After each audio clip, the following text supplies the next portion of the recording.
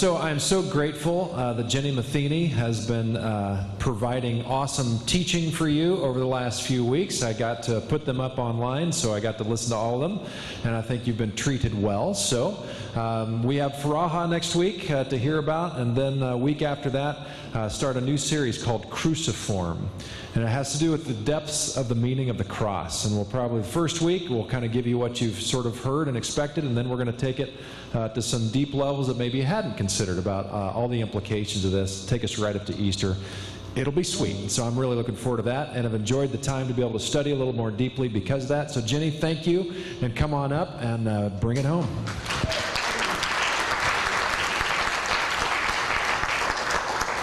Thank you, Pete, and thank you, Jennifer Nels and the band. What?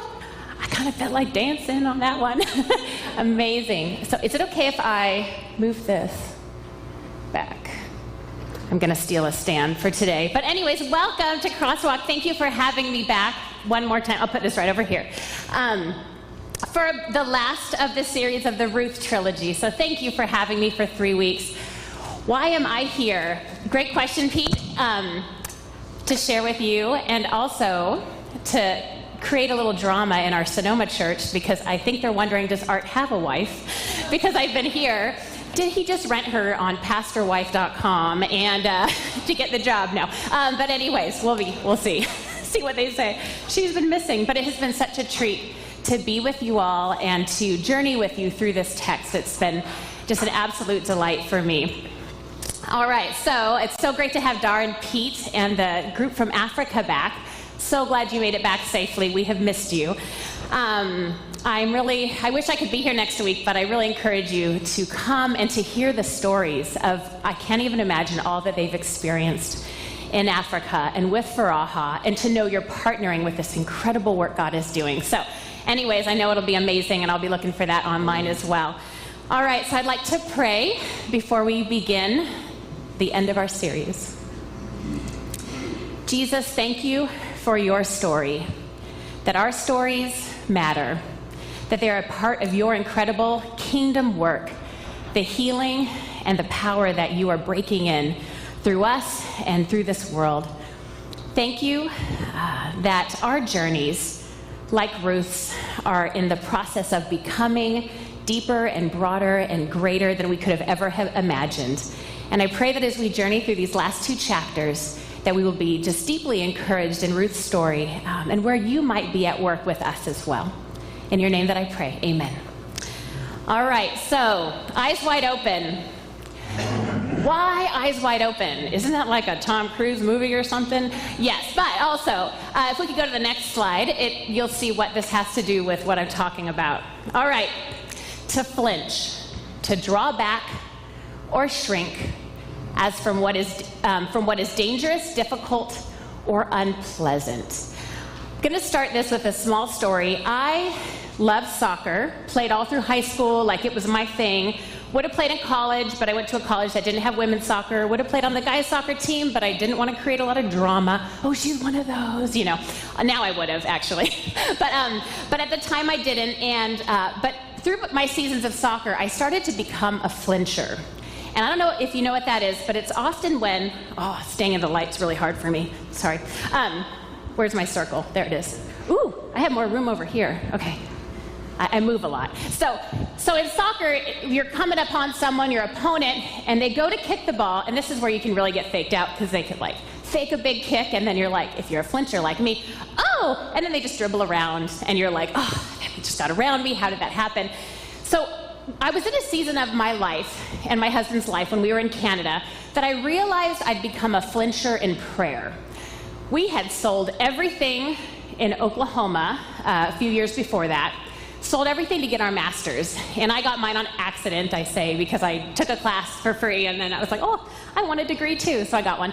But we sold everything, moved to Canada, pouring our heart out, our finances out, everything to follow God. We get at the end of the time at Regent College, and then God is leading us into a new denomination, and we don't know what's next. And then when you would think, oh, okay, now God will show us the next part of our story, there was nothing. And I was like, wait a minute, didn't we just give, I even gave away my kids' crib. Do you know what I mean? Like, we seriously gave away everything to move up there. And here we are, about to transition back to the States, and it's not what I thought it was. There's like nothing happening for like a really long time. And at soon we know Canada will kick us out of this country and we'll have to, figure out what's next. So during this time, it just got really hard for me. And I shared a story last week about my friend Esther journeying with me in that time, just letting me be, no answers. And I felt like I became a flincher. What I wanted to do, if I'm really honest, I wanted to close my eyes like this, like soccer ball coming at me, and then open them, and then this is what's next for you. So I could just skip this waiting period, because waiting, for those of you, and I know there's a lot of you in waiting periods, they're really hard. So this waiting period, I just wanted to close my eyes and then open them up. Oh, okay, now this is what's going to happen. So I became a flincher in prayer, and it actually got so hard waiting that I just stopped praying. So here we are. We were in that end of the year. July passes, August, September, October. We thought we'd be moving in December. Nothing was opening up, so we somehow convinced Canada to let us stay a little longer, because we thought, well, let's see how long we can stay. December, we kept going, kept waiting. And the tricky thing is, for those of you who might be in a certain circle or a network, it's similar in denominations. So when we were going to go into a new denomination, we didn't have anybody to network with. And my husband loved to schmooze. Like, he gets to know everybody, and there's no one. They don't know us, we don't know them, but we felt very strong that God was asking us into and inviting us into this place. So we ended up going to this church planting conference just to check out this denomination. And it was interesting because I realized that with God, when it's time for him to have favor on us, he always loves us, but there's a season sometimes where God just lets things just start happening. And we were reminded that when it was time, God's favor would be on us and the doors would open, and that God is the ultimate networker. So, and honestly, it was really encouraging to remember that, but by the time the exams ended, I had just stopped praying. It was getting really painful because waiting is really hard. Ambiguity is really hard. I kept asking, is God letting us down? We just sacrificed, not really sacrificed, going to Africa, we're okay, really, it's not. I know where I have a meal, there's different degrees in a sense, but at the same time, I felt like we followed God, and then it was nothing. But the image I carried during that time was that of the eagle. And in the book of Isaiah, there's a lot with eagle imagery. So in the scriptures, it's this beautiful portrait of waiting. And I heard that eagles, as they're waiting for the wind, when it's time, they just spread their wings and soar. And so I had this image that when it was time, we would just soar. So that image stuck. And then along with that time that I felt like I was flinching and I stopped breathing, Art and I were talking, and I came across the story of a 16th century nun, Teresa of Avila, who, this amazing woman, has a fantastic story. But for a while, she gave up the practice of prayer. And if we can go to the next slide, this is what she said during that time. Although she gave it up for only a short time, she regarded this error as the worst of her life and recognized it could have dire consequences. And it sort of hit me, those moments when it's just I think I need to listen to this. If this nun said I should not have stopped praying, I thought, you know what? I think I need to let God in my insecurities and my doubt and my fears, and just maybe through this time of waiting to keep praying. So I did. I started to pray again. It was hard because I'm I don't know what you're doing. My prayers were probably not very eloquent, but they usually aren't. But I let God in on my doubt, my insecurity. Are you dropping me, God? This is not the plan, but I guess I don't know the plan, but my plan is, I really like my plan. But anyway, so during that time, I let God in and I prayed, and we had those journeying with us. Things that I learned out during that time. Did you know that you can reserve a moving truck and not know where it's going? Yep. I found that out. We had about 4 weeks, didn't know where we were going, but we knew we were moving.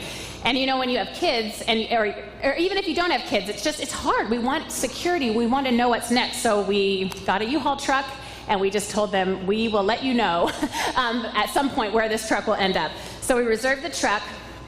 And then in February of that year, we went to another church planting assessment in Seattle. So I wasn't sure that church planting was for us. I after our recent risky thing of selling everything and moving to Canada, I thought, I don't want to be risky anymore. And God just laughs. And anyway, so as we were crossing the border, no joke, crossing the border to go to Seattle to this church planting assessment, 2 eagles just soared right over our car. And I just remembered that imagery that I had of the eagles, and my breath was just, I just kind of lost it for a minute, and I just started to cry. But then that little voice was like, oh, maybe not, but it was amazing. The eagle soared. God was like, I am here. I will open the doors when it's time. Art and I went to the assessment, and we were actually approved. And so we went in one weekend from no choices and months and months of waiting to basically, where do you want to plant? We'll help you get started. Like complete choice. So we went from empty to full in the matter of a weekend, although there had been lots of months leading up to it. But during that time, and that was when we went to Oregon, right? And so then when we came to California, it was still just as hard to be in a waiting season. But knowing that God was with us and remembering how he journeyed with us before, it helps me trust God more. Didn't make it easier, but I trusted God more. And the stories in Oregon, I would not trade for anything. The journeying with people, the ways that God just invited people into our lives and them into us, and anyways, all around. So that helped me enter into this new season in California. But I just wanted to say in this flinching thing, to remind you that God is with us. He's with you. Even in these parts of our stories where we just want to flinch and get through, that God is deeply in the waiting and in our becoming during these seasons. And they're not seasons to just get through, but they're seasons to become through. And so that's kind of where I wanted to start us as we're journeying into this season of Ruth. Seasons of waiting, we think, we just want to get to what's next. But there's deep stuff happening, and we don't want to miss it, right? To keep praying, to keep waiting. All right, so if we go to the next slide, I will do a quick recap of where we've been. So we're in the 3rd week of our Ruth trilogy. I wanted to make a quick little side note. I mentioned last week, it was pointed out to me, and thank you for pointing this out, that I had mentioned that all the men were killed. They actually died. We don't know how they died. They could have been killed. But I just wanted to make sure that I corrected that. So basically, there's a season of waiting. Ruth is in, and Naomi, in an intense season of waiting. The start of the story is basically these women and all the men in their lives have passed away. And Naomi and Ruth are journeying back to Bethlehem. Now for Naomi, we learned last week, this is small town, this is her hometown, everyone knows her. The minute they walk up, all the women are like, oh, it's Naomi. And then if you remember, Becky and Donna did a great job. Donna's like all grumpy because she was pretending to be Naomi. Naomi's like, call me Mara, because the Lord has made my life bitter. She's all angry and upset. And then here's Ruth, who has just pledged her life to her. Not a mention of her. So they journey back to Bethlehem together. And while they're there, Ruth is working her tail off, gleaning in the fields, providing for her mother-in-law, because she has basically said, like a marriage covenant, like where you go, I go, where you die, I die. I am with you, Naomi. We're getting through this. And Naomi, I'm sure, was not the most pleasant to live with. In the text I joked last week, it's constantly reminding us, and she lived with her mother-in-law. But for Ruth, she just is like, you know what, I am with you through this. So they're in this place of mourning and gathering and beginning to start life over. Okay, so here, Ruth, and then in the 2nd chapter, we have Ruth meeting Boaz. So Ruth goes to glean in this field, and there's this man, Boaz, who owns the field, and he finds out about Ruth and all she's done for her mother-in-law, and that's where some interesting identity things happen, because Ruth sees herself as a foreigner and an outsider, but Boaz is like, you know what, you're incredible. He begins to elevate her identity. In the text, he is a Gibor Hayil, a man of valor, a man of strength. And she sees herself so low. And later on in chapter 3, everyone knows you are an Eshet Hayil. You are a woman of valor. He says, we are here. Don't see yourself low. I see you as, look at all that you've sacrificed and all that you're doing. But for Ruth, it's taking some time to see herself that way. So we see this with this man, Boaz. So when Ruth comes home and she has all this grain, Naomi's like, where were you today? And Ruth says, you know, I met this man, Boaz, and I was in his field. He provided for me. He told me to stay in the field. And he actually told all the workers, well, she didn't know this, but don't lay a hand on her. She is very vulnerable, in a sense like a migrant worker, and being a woman in that society, like it would be a very vulnerable position to be just gathering at the edges of a field. But Boaz says, men, you watch out, don't lay a hand on her. If she's hungry or thirsty, you give her something to drink. So he is this like protector already. So his readers were like, hey, he's a pretty cool guy. And then Naomi finds out, you're in Boaz's field. He's actually a distant relative of ours. So technically, he could fulfill the role of a kinsman redeemer, which is where they would marry the widow and restore all the property and the land and everything. And so Naomi, this is where I left you last week, she starts concocting a plan. She's like, it's time for us to figure out what to do, that there might be another way. There might be something about to happen. Okay, so we have chapter 3. We find Naomi concocting this risky plan for Ruth to find a place of rest or to get married. Time to get this one hitched. All right, so I will read chapter 3, the first couple verses. One day, Naomi, her mother-in-law, said to her, my daughter, I must find a home for you, or a place of rest, where you will be well provided for. Now Boaz and whose women you have worked is a relative of ours. Tonight he will be winnowing barley on the threshing floor. Wash and perfume yourself and put on your best clothes. Then go down to the threshing floor. But don't let him know that you are there until he has finished eating or drinking. Ooh la la. Here we go. Wash, perfume yourself, put on some clothes. And I know we're all asking, what was she wearing? Entertainment tonight. What gown did she wear to the gala? No, actually it's interesting. The outfit that she has on, it's actually just an average garment. In the Hebrew it's interesting, and to look through the Old Testament to see, like, was it like a little bit like revealing, or like what was she doing? But actually there is a parallel passage in 2 Samuel 12:20 where David and Bathsheba have lost a son. And David does actually the same thing. He washes and perfumes himself and changes his clothes. Basically, it's signifying, I'm in this intense period of mourning, and now I'm changing my clothes. And in a sense for Ruth, I am a widow, but I'm ready to marry again. So it's like this actual sense, and in that culture, they would often not bathe, not eat. Their mourning period was really intense. And so for Ruth to change her clothes is signifying, I'm available for marriage. And so that's part of this kind of plot that Naomi's doing as well, is for Ruth to kind of signify that with the bathing and the perfumed oil. And we see that in David in 2 Samuel 12:20 doing the same thing. Okay, so go to the threshing floor. So this is out in the open. The IVP Bible background notes that winnowing was often done in the late afternoon when the breeze picked up after the day's heat. The process used a prolonged fork, and they would toss the grain in the air. The breeze would blow the lighter chaff away. The grain would fall on the floor. So this is often done later when the wind was blowing out in the open. Okay, so where Boaz would have been very public. All right, so Naomi says, don't be noticed by Boaz until he's finished eating and drinking, until he's like in the best possible mood. We see this with Esther as well. These women were smart. They knew when to try to this is when I should ask the question. I'm still learning these things. Esther, after the king has had a lot of wine, then I'll ask. Okay, so here we go. What does she do next? Okay, so 3 verses 4 down. When he lies down, note the place where he was lying. I'm sure Naomi's like, don't pick the wrong guy. So notice where he's lying, then go and uncover his feet and lie down. He will tell you what to do. Okay, and that just turned R-rated. No.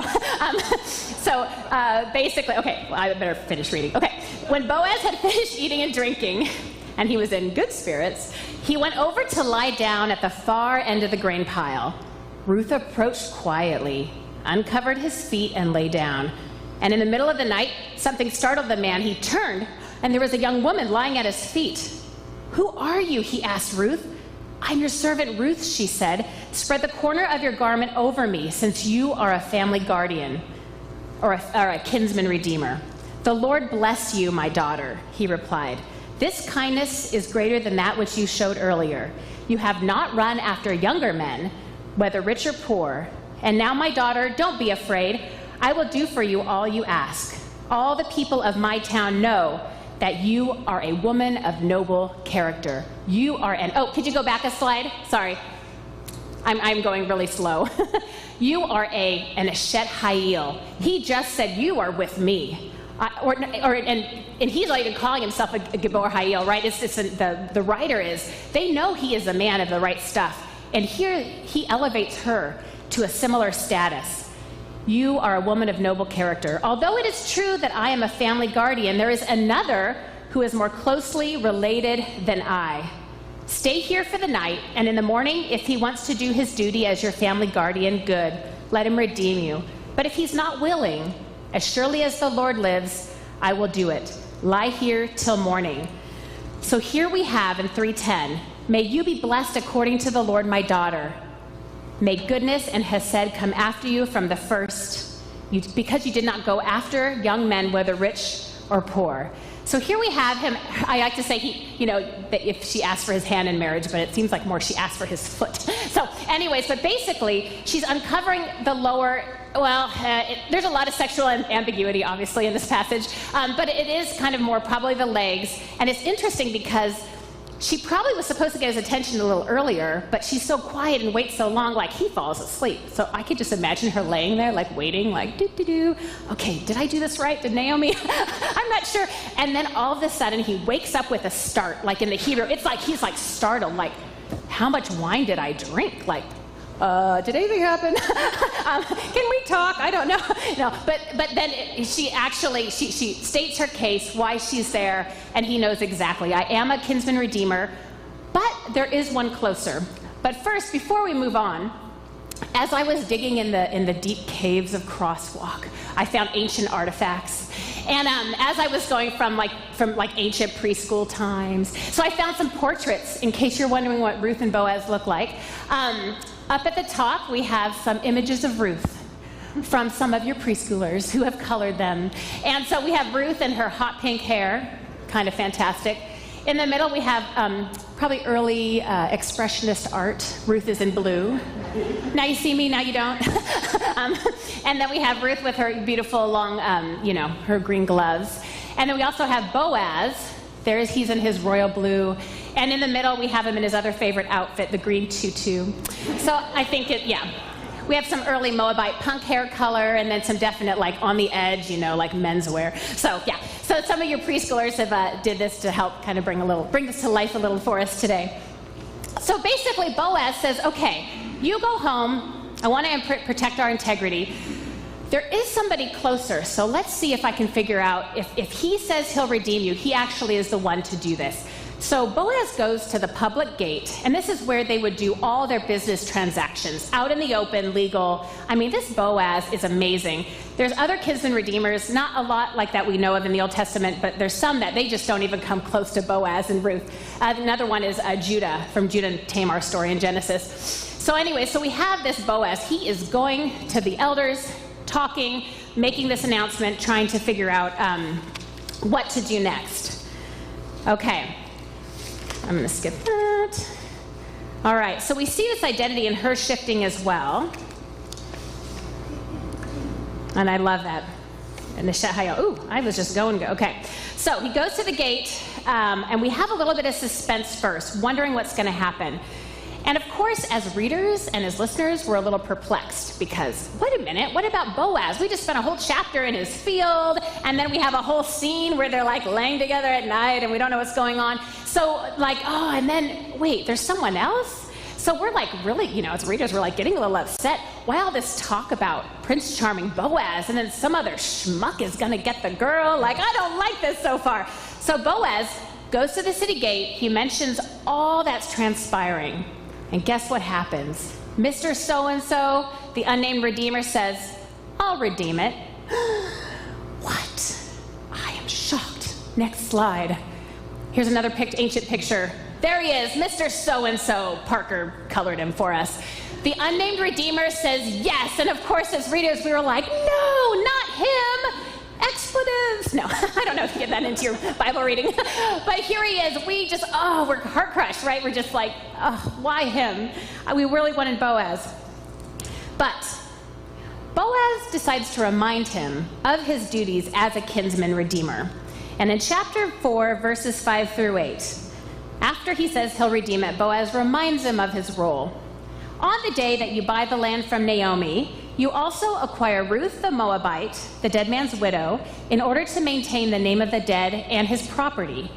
At this, the family guardian, Mr. So-and-so, said, then I cannot redeem it, because I might endanger my own estate.